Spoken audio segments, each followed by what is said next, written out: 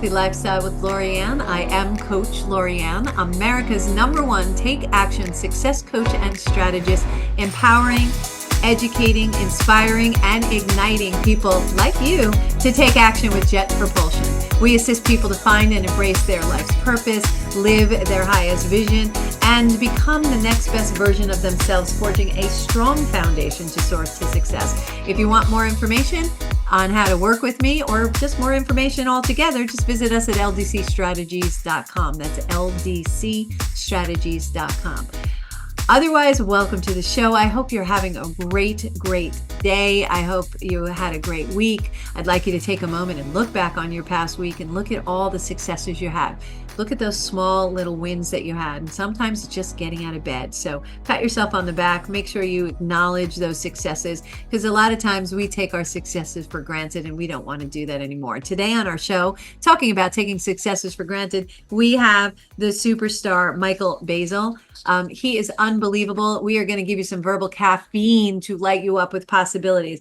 A little bit about Michael, and we're going to talk about mindset. We're going to talk about dojo today, so stay tuned. Michael is the founder of Mindset Dojo, where he helps people and groups see clearly and act decisively by mastering the art of intentional, insightful conversation. And he is insightful in his conversation. We have many hours of conversation, and I love every minute of it. And he does that with experience spanning from small businesses, startups, and Fortune 500 companies. Michael integrates emotional intelligence, systematic thinking, practical application to drive meaningful transformation. He empowers teams to break down silos, foster cultural alignment, sound familiar, and elevate revenue, quality, and morale to sustainable new heights. Beyond businesses, Mindset Dojo facilitates life integration, fostering personal breakthroughs from resolving high conflict situations to building lasting trust in relationships and families. By bridging the gap between visionary ideas and effective execution, Michael actually helps individuals navigate high pressure situations, cultivate authentic connections, and achieve sustainable success in every aspect of life. Well, I'm done with the show because we answered all of your questions. No, I'm only kidding. Welcome to the show, Michael. How are you? I'm doing great. Thanks for having me. It's going to be fun. So happy to have you here. Like I said, I love our conversations. They're always really deeply invested, and it really has me always thinking. I'm like, oh, that's an interesting take on that. So let's go back to the origins of your dojo mindset. How did you come up with this? What are the origins and the core principles to your dojo? Yeah, when I think back, it was pretty clear moments where I was really just experiencing a state where we had new challenges professionally and personally. And what I was experiencing and those around me, what we had available just really wasn't cutting it. So we really needed to start and dig deep. And we started with conversation and some insightful ideas. And they really kind of got us going, right? And so we would take what we were learning, and we were all kind of absorbing, and we were energized about, hey, even our, as adults, we were really motivated by this TED Talk on, this YouTube video about backwards brain bicycle and neuroplasticity, and just how are we going to do this big cultural shift in the Fortune 500 company? How are we going to navigate like personal conflict situations? I was going through a deep one. A couple other people around me were, and I had the idea, let's create a dojo, but make it really a conversational dojo, and really kind of get down and figure out what it makes to, a dojo, and how we kind of navigate change and challenge ourselves. And we started looking at core principles and understanding martial arts to a certain degree. I'm a student of Aikido now. I was more aspirational at the time. But there's 4 principles of ki, and our dojo has 4 principles as well. Those have evolved in time, but they've really distilled over an innumerable amount of conversations to regulating under pressure, gaining insight from emotional waves, using conflict as a mirror, and turning reflection into insight. And so those principles really embody what we're doing when we're doing any of our core practices, like reflection, systems thinking, and then intentional conversation, of course, or just unpacking an exercise. It really helps ground us, and they're interconnected and support each other, just like a martial arts principles of ki would be. If you get one, you eventually get them all, is sort of the idea. Yeah, yeah. And you meet people where they are. So they may have some principles, some of the principles, but not all of the principles, and they build them through the process, correct? Absolutely, and it just became clearer and clearer that to shift a mindset, right? It's that people talk about mindset shifts and growth mindset. Um, Even a single mindset, and we were contending with all these different situations we were not familiar with. To shift a single mindset, you really have to be able to be aware of emotions and integrate that into the process to be able to work with the conflict and not sort of exacerbate it or run from it. Really sit with that. So your relationship with emotions and conflict are key if you want to evolve mindset in general. Yeah, so I want to circle back to the relationship with emotions because a lot of us push our emotions down, right? We're taught to do that by our society. It's like, ignore your emotions, do this. This is what I want you to do. Forget about your emotions. Let's talk about emotions and why they're there and how we should really utilize those emotions because I find them very important. I know in our work, it's important to recognize, everybody needs to recognize their emotions because it's telling us something. It to me, I call them the billboards. It's your own personal billboard saying what is really real. So we need to not stuff them down. We need to look at them and take a moment and figure out why. Ask the question why. Why am I feeling this way? Right? Absolutely. I mean, you say billboard, I say insight, same thing, really. The thing is, what I've found is people have a conditioning. The people I'm familiar with and myself had this conditioning that some emotions are good and others are bad, right? And a negative emotion is, I believe, confused by the brain into thinking there's a physical or discomfort is like a physical danger is present, and that's not the case in our society. So essentially we need to learn that it's okay to feel some of these things, and as you start to trust that, you start to, as you regulate, as you're able to regulate and you get that awareness and can, and, improve your emotional listening as part of your overall just reflex and in way you are in life, you start to be able to get those insights and really understand why you're motivated to do what you're doing and other people are, and the world just gets less confusing when you integrate this, and so you're not kind of bouncing around like a pinball, fighting with this and avoiding that. You can really kind of navigate, feel those waves. It doesn't mean it's easy all the time, I'll be the first to tell you, but you understand it's a cycle, and through that cycle there will be insight, and it will help the learning process overall. Yeah, when one feels negative emotions, what my guidance is ask yourself what you're supposed to learn because it takes you out of the ego of the emotions because you're in your ego when you're in feeling emotions, and it puts you in your observer by asking that question. It's like, what am I supposed to learn here? It's a different question than why is this happening to me, right? It's what am I Hmm. supposed to learn? What's my takeaway? And it may be little, it may be huge. It just depends. But ignoring it isn't an answer because it'll keep coming and it could cycle out of control. It's kind of like a car at the top of a hill. Where is the momentum that you're going to be able to stop that car from moving forward? Certainly not in the middle or the end of that hill, at the bottom of the hill, right? So you want to catch it as soon as possible. So awareness of it and identifying it and then being able to understand it helps you gain that perspective, that regulation, as you refer to it, Hmm. at a sooner point. So, and that takes time, right? That doesn't happen overnight, right? Absolutely, and you don't start. Yeah, nobody's perfect ever, right? And you don't start being able to regulate very well at all, is what I find. And even with my young children, we do the same exercise and it's sort of the same thing. But there is a point where eventually someone gets awareness, that they've experienced this emotion, even if it's sort of after. And that's where I work with people. That's where to start the reflection.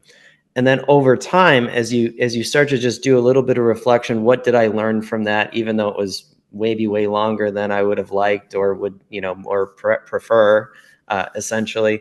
Over time, that awareness catch gets closer and closer to when that wave is kind of taking control. And even you can start to sort of predict it, right? So you can get, instead of like a proactive regulation, it's like, okay, I understand what might be kind of the learning might be over there, and maybe I still step into it. You get this awareness, you get this choice, and it just becomes it's sort of just a different way of being. I know it was profound impact for me and anyone I've worked with on this level, to shift your relationship, improve your relationship with emotions, is just fundamental improvement in my view. Yeah, it is amazing. It also, what you're talking about, that learning curve becomes shorter. So you're able Mhm. to manage it. It's a better management system for yourself and your emotions. And I like how you talk about having a relationship with the emotions. There's another thing I really is obviously prevalent right now in the world. We have some polarization going on. And then there's a lot of people who are having difficulty with the polarization. Some people won't talk to other people as a result of it, as opposed to accepting them for who they are and listening to what they're doing. How do you help people find that common ground and foster constructive dialogue? Because as I mentioned in the opening, you work with people with relationships, and having experience with that kind of polarizing type of relationship. So how do you work with people to do that? Yeah, it is interesting, right? So when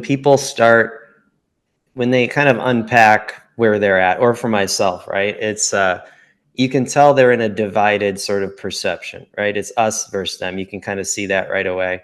I like to shift into systems language to buffer the ego away a little bit, and with a metaphor. So let me humanize that a little bit. So I might describe, rephrase or summarize, say, it sounds like that might be a polarization pocket that you're in, or a judgment cycle. It sounds like there's a polarized situation. So they may start with, well, this person believes that, and that's crazy. And it's like, and I'm like, oh, okay. It seems like there's some polarization, there's some charge. It's more than just disagreement.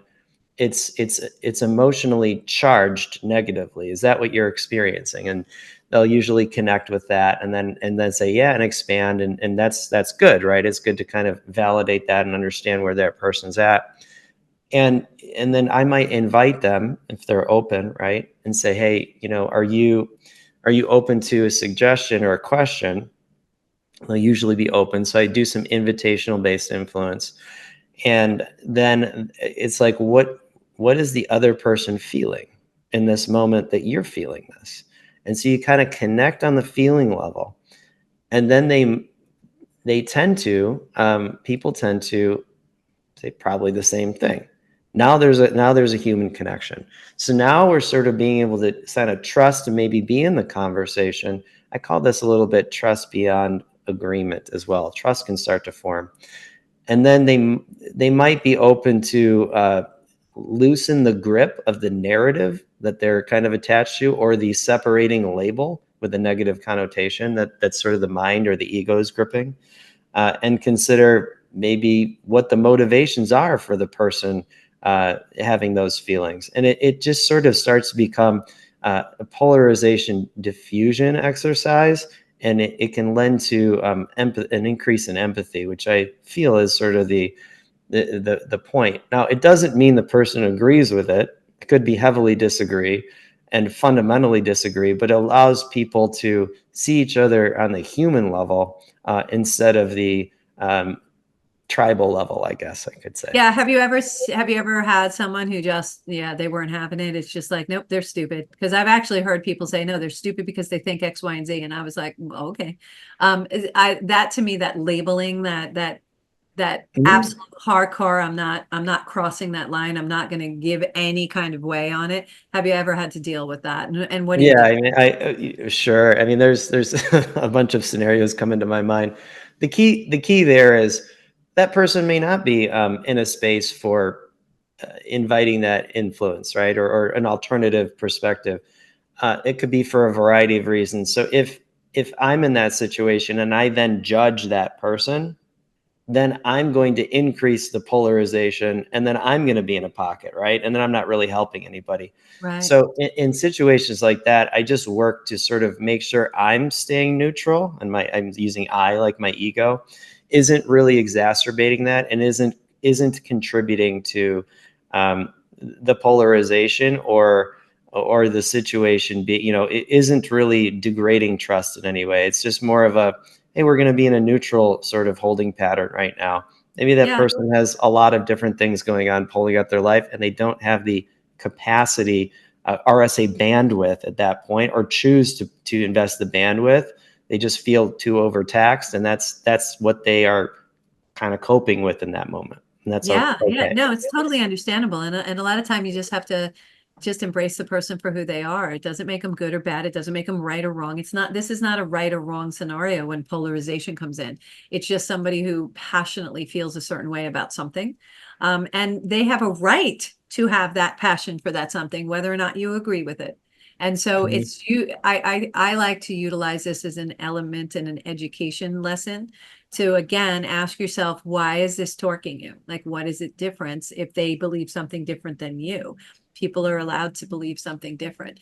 I like to utilize it to figure out why. Like, why do you feel that way? Like, what is it that makes you feel that way on that particular whatever subject matter is? If you can have a conversation with them, and if not, move Mhm. the Mhm. conversation Mhm. along, because you agreeing to disagree sometimes means just walking away from the conversation. Doesn't mean you agree with them. It just allows you to say, okay, we're going to move from this conversation to something else. So I think having that non-judgmental position, I call it sending in love. It's time to send in love because this isn't going to go any further than this at this point. So Mhm. let's just send in love and move along, people. Nothing to see here. Keep moving. That's right. That's So right. yeah. So how about and I love this one is that you utilize this term when we've spoken in the past called befriending the enemy, Mhm. meaning just so much is how does this concept show up across different areas of life, personal relationships, workplace dynamics, things like that, in a broader societal sense. Yeah, it's an interesting one. It's a phrase I'll drop into a conversation, and sometimes with somebody who I'm kind of working with, or somebody I've been working with for a while, or just friend, or whatever, and I want to see sort of how both of us react with it. And I get You are a tester in conversations. You like throw something out there just to see how we react. It's cool. I think conversation is an exploration zone. So sometimes putting something into the stew, to see how that tastes. I'm pretty cautious or mindful about when I would do it now, because it can elicit a pretty strong reaction depending on where someone's at, and it will reflect where my mindset is and their mindset, and the relative difference, how they're showing up for me, how I'm showing up in the conversation. Sometimes the person just thinks the enemy is out there. They have a very external focus. Sometimes someone will say, "Oh, this is amazing." It's like, where is the enemy? Is it inside? Is it, how it could be looked at a lot of different ways. It depends on how much sort of inner work they've done. It also Isn't it an can. indicator too when you're working with someone? You can see how much work they have done or haven't done based on their reaction to this. Right, and exactly, and I would add to that in certain realms of life, they like, it totally makes sense, and then in another one is like, no, that person is actually a bad, evil enemy, and I was like, okay, and I'm like, is there, is I kind of might smile and say, is there any way to kind of look at this another way, or anything to gain? Is it, what could this teach you? And it teaches me that they're the bad person, and then they're laughing, right? And they know it might be ridiculous, but it's like, Well, this now is a they're saying it solid. out loud. It sounds ridiculous, right? So they do start laughing, right? Yeah, and you're kind of, in that sense, it's kind of their ego kind of in play. Sometimes people say, "Oh, keep your friends close and your enemies closer." I'm like, that isn't sort of the intention I'm meaning with the with the statement, and that enemy is a perception, right? In many ways, and I think just contemplating, or reflecting on what comes through your mind is is unbelievable to gather insights and can help for people that are into sort of the thinking of shadow integration, this type of stuff. It really reflects a lot of the content that's kind of conditioned into your mind and body in a way. Yeah, without a doubt. On that note, we are going to take a short break. We're going to come back and have more conversation with Michael Basil. If you want more information, you can go to his website, dojo.center, and get more information about this amazing human being who is out there doing such wonderful work with people and helping people really reconcile with a lot of things that are thrown to them and just become that next best version of them. We're going to take a short break. We'll be right back.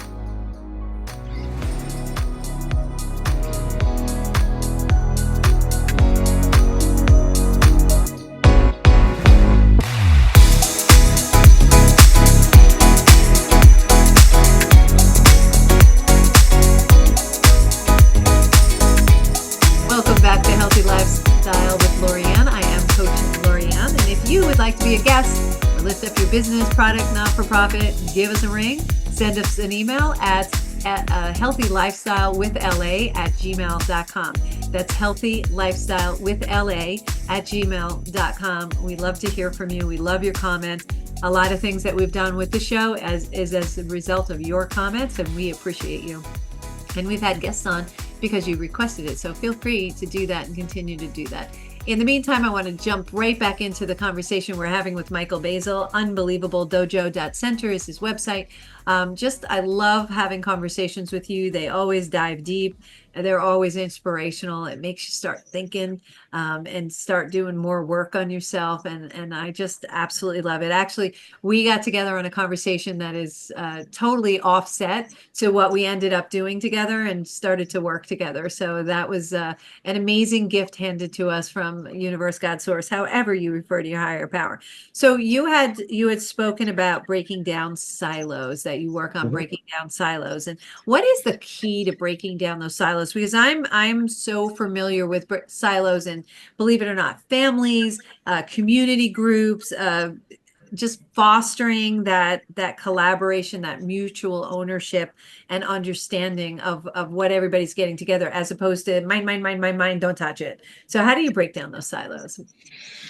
Yeah, there's usually, the way I sort of perceive this, when I'm around a situation or in a situation, could be in a family, could be in a corporate family. I'll say the dynamics are hard to distinguish the difference at times.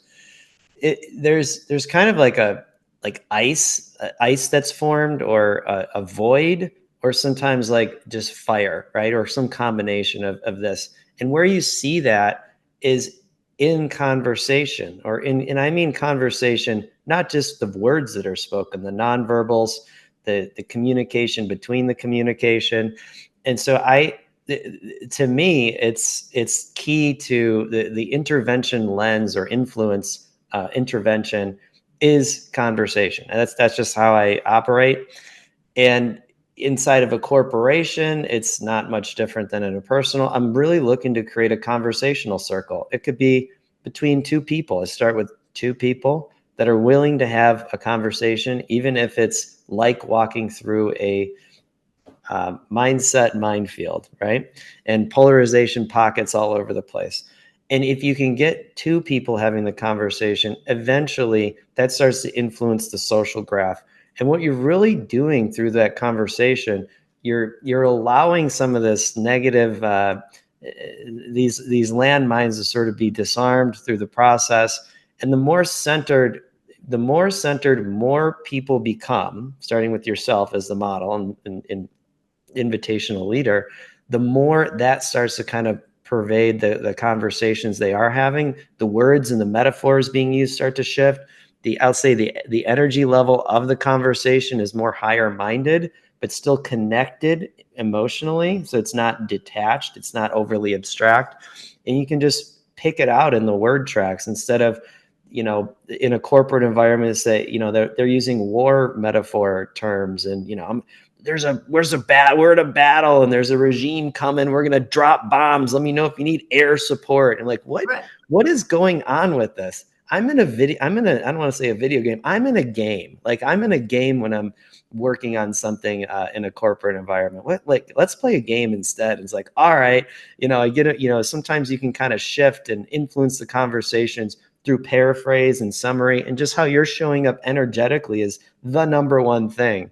And if it's starting to, those conversations, as they're starting to go negative in an unproductive way, I don't think it's, negative emotions are bad, but how can I maintain my center? One conversation at a time melts the ice, it builds the bridge, and it starts to diffuse the fire. Have you ever been in a situation where you like all of a sudden you found yourself in the middle of it and you had to back away because that's something that we're in a lot of cases, we, not you and I, we, the generic we, the universal we, have a propensity to fall into it. So people start talking about other people. I never allowed that in my office. When they came in my office and said, Susie, blah, blah, blah, I'm like, no, why are you here? I want to know why you're here. Well, I want to talk about Susie. I don't want to talk about Susie. I want to talk about what you need. Well, I need Susie to stop. No, no, we're still talking about Susie. I need you to. So the talking about somebody else, the blame shame game, I wouldn't allow in my office. So when they came in, they would be like, I'm struggling with this, that, or the other. Ah, that's something we can work on. That's something we can address. That's, so Yeah. I'm sure you've contended with that as well. And it's really hard because it's easy to go, oh, yeah, so and so and blah, blah, blah. There's a lot of that kind of chatter, especially in corporate element, because there's a competitive nature in corporations. Yeah, absolutely. What's coming to my mind are three different things. One is, I tell people I grew up on the soccer pitch and in taming unruly macaws in my mother's parrot store. And I learned a lot from taming macaws, which is really to tame my own behavior more than anything else. The macaw that bites you is the teacher. And I feel it's the same thing as riding a bike. You don't really able to find balance until you've fallen off both sides.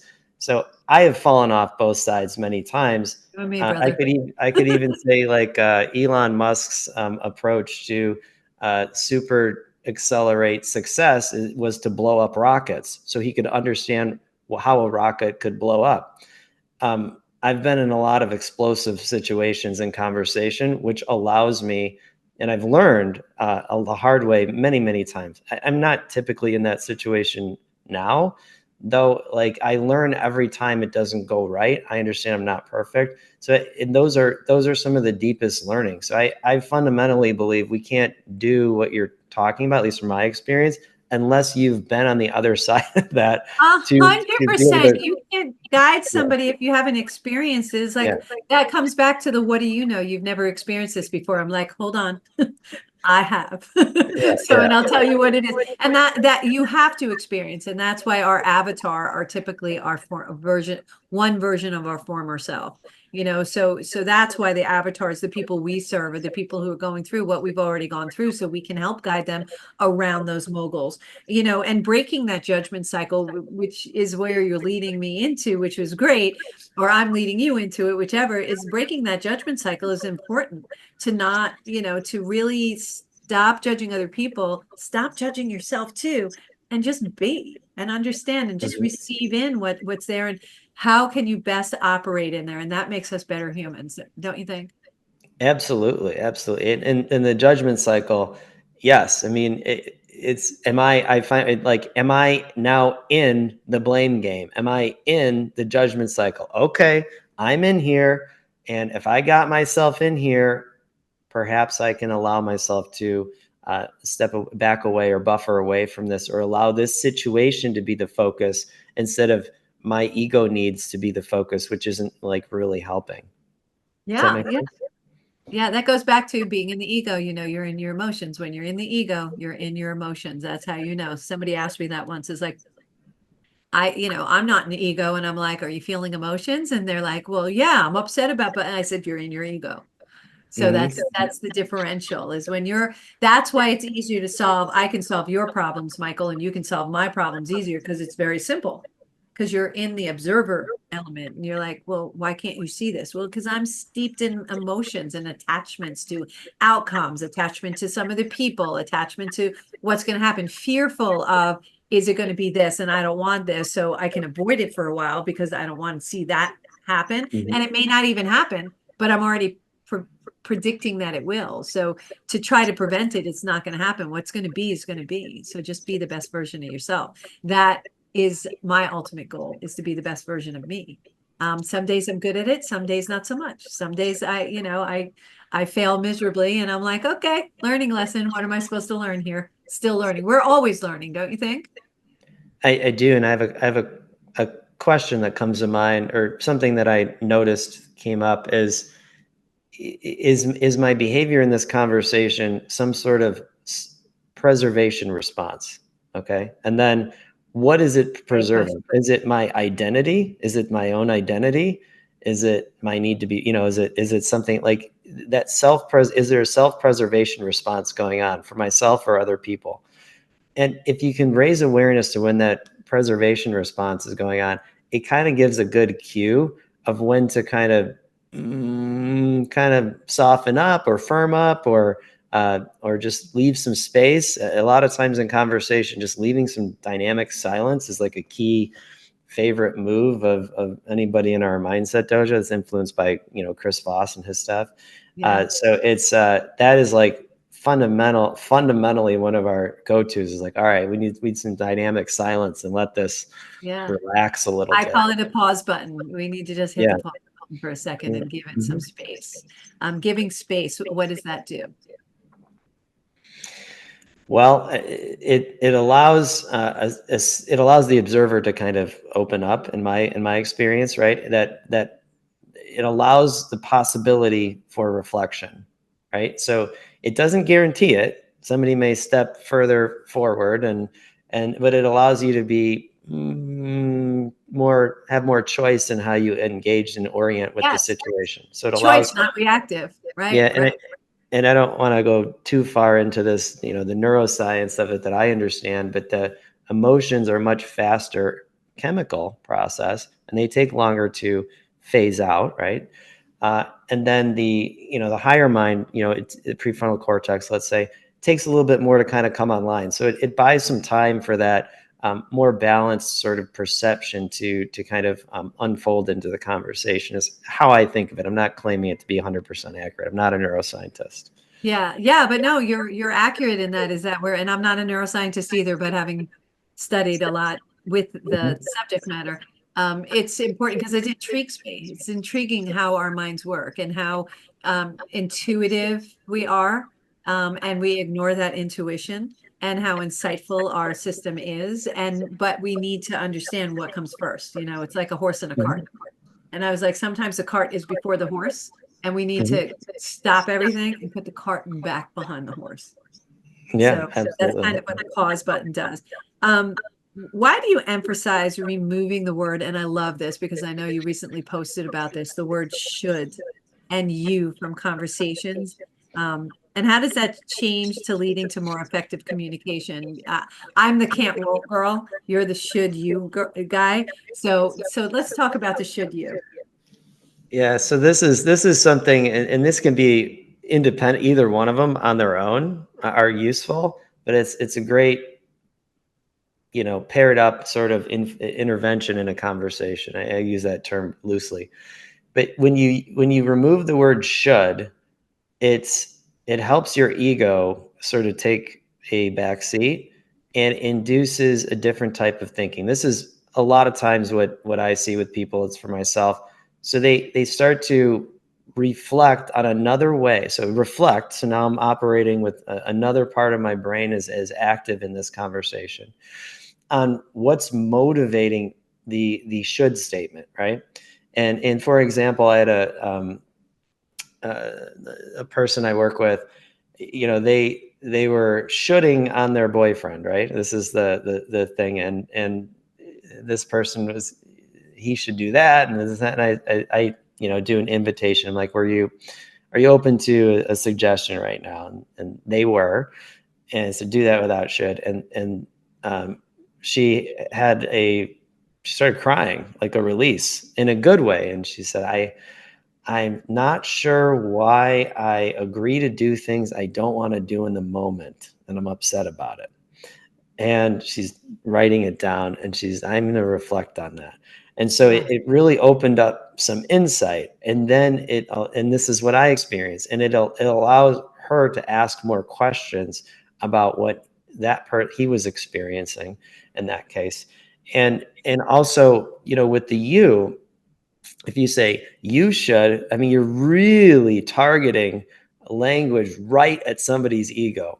And even if you really don't mean to be, you may or may not be hitting a sensitive spot. Even if you're not using separating language, I'll say, you can inadvertently clip a belief they have that is attached to their ego and that their ego grabs onto, and it can feel like that you're getting a very odd level of response, right? And we all do this, of course. So when you remove the word you, stop using you can then use we if you're maybe, or you can just talk in systems language to sort of buffer away the conversation away from your emotional ego attachment at the moment, and kind of work with it. Allow that pause a little bit, allow the systems to kind of neutralize, regulate, and then kind of bring them back in when it sort of makes sense. So there's a real sort of art to this. It's sort of a regulating. They're both sort of regulating techniques that are very simple. In one conversation, I can work with somebody. We test it out a little bit. They apply it, and then when the next time we talk, they've had some deep insights, and it's something they incorporate, for example. Yeah, our listeners here have heard me say a lot, language matters. The words that you use matter. I know someone who says to me, to stop focusing on the words I'm using. I'm like, no, because they matter. They Hmm. really matter. You're choosing and selecting those words. And if you're not, you're just knee jerking it. So you're not being mindful of what you're saying to yourself and other people around you. So words matter. So let's adjust the words. It's the difference between the can't and the won't. Can you do it if you wanted to? Yes. What you're really saying is you won't do it. You don't want to do it. You choose not to do it. Those are more accurate terminologies. So words matter. And our English language is very flawed to begin with, but we also have made it flawed even more so because we interchange a lot of our words to have multiple meanings. And so it's real Hmm. important that we're mindful of the words that we select. And we're all work in progress. So sometimes we're good at it and sometimes not so much. It's being aware. It's bringing in everything that you've said throughout this whole show is bringing it back to your awareness of what your actions, your words, or anything that you're doing is impacting other people and yourself, and more so how it's impacting yourself. So very insightful. I love this. I love that you do this in your mindset dojo. I love that you set people with tools and you set them going because there's many ways to do the same thing, and we really need to look at it that way. It's not a do it my way. It's a find a way to get it done. Here's our goal, and I Yeah, find that that's what your languaging does. It's really interesting. yeah. I would add, or it was just coming up. I want to add in that the language. Hmm, that is key, right? It's like that is a fundamental of the mindset dojo, that language is important, and how and why it's important, or different ways to inspect how, like, what it can suggest. I'll say suggest about what's going on and help you orient. So metaphorical awareness is more on the advanced side.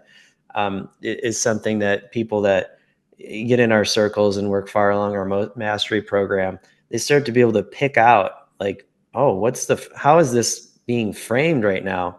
And if you understand, if you're ever in a situation where you're purchasing something and you're in a negotiation, the language, the framing, the tone, it all matters, whether people realize it or not. It's all influencing.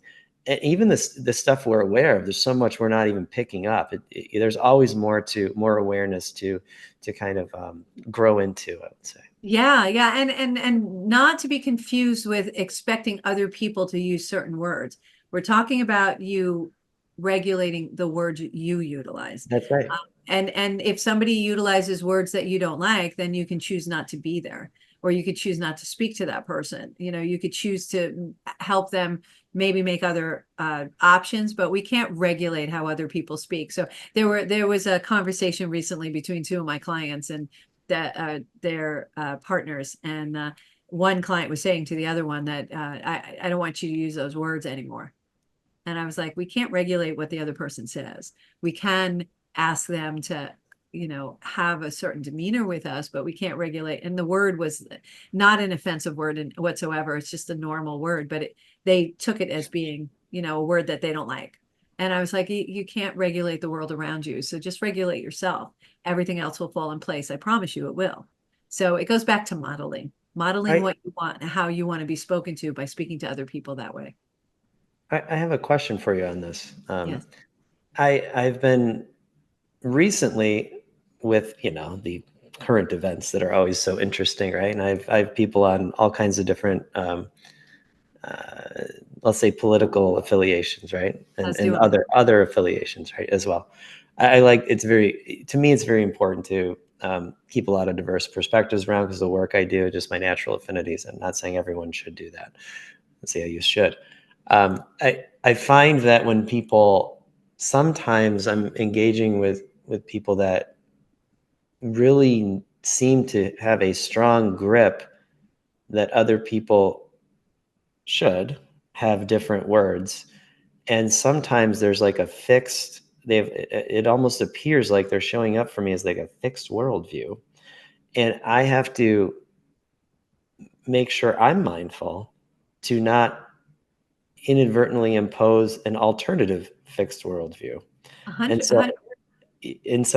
I've been using this intervention on myself to say, or to remind myself, it's okay if we have different descriptions of this is going on in this conversation. It's okay to have some separation. Safe distance is what it would be called, for example, in Aikido.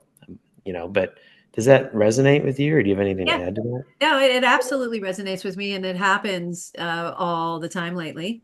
And to which I say, be open to listening to understand the other side.